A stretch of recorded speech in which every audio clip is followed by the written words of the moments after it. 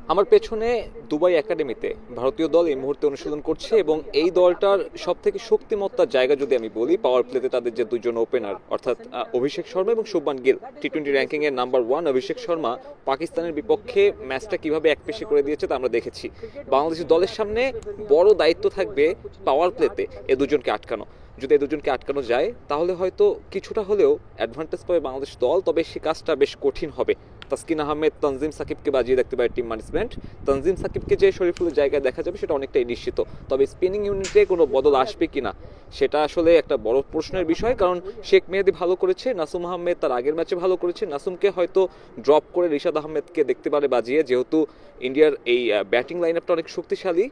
রিশাদ হোসেন একটা Trump card হিসেবে হলেও দেখা যেতে পারে। তবে পাকিস্তানের যে লেগ স্পিনার ছিলেন আবরারকে কিন্তু খুব একটা স্বাচ্ছন্দ্যে দেখা যায়নি ইন্ডিয়ার বিপক্ষে। সেক্ষেত্রে হয়তো রিশাদ কিছুটা ব্যাকফুটে থাকবে, তবে ট্রাম্প কার্ড হিসেবে লেগ স্পিনারকে বাংলাদেশ দল এই ম্যাচে বাজিয়ে দেখতে পারে। তার পাশাপাশি বাংলাদেশ দলের সামনে গুরু দায়িত্ব হবে পাওয়ার প্লেতে নিজেদের রান রেটটা মেনটেন করা। পাকিস্তান একটা ভালো রান রেটে খেলে পাওয়ার প্লেতে ইউটিলাইজ করেছিল। বাংলাদেশ দলের টপ অর্ডার বেশ ভালো ছন্দে আছে, তবে সাইফ হাসান এবং তানজিদ তামিম যদি জসপ্রীত বুমরাহ হার্দিকদের যদি না সামলাতে পারেন তাহলে কিন্তু আসলে পাওয়ার প্লে থেকেই বাংলাদেশ দল ছিটকে যেতে পারে। পাওয়ার প্লেতে শেষ ম্যাচে ভারত খুব একটা ভালো করেনি।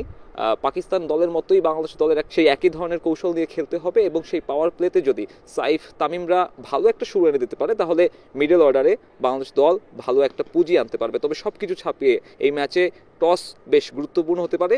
ভারতের বিপক্ষে ভারতকে চেজিংয়ে পাঠিয়ে আসলে খুব একটা সুবিধা পাবে না বাংলাদেশ দল। সেক্ষেত্রে লিটন কুমার দাস চাইবেন টস ভাগ্য নিজের পক্ষে হেনে ভারতীয় দলকে আগে ব্যাটিংয়ে পাঠিয়ে রান তারাটা নিজেদের কাছে রাখতে। কারণ দুবাইতে আমরা যতটুকু দেখেছি এশিয়া কাপে রান তারাটা বেশ সহজ, এখানে লিটন কুমার দাসের সামনেও সেই একই পরীক্ষা থাকবে।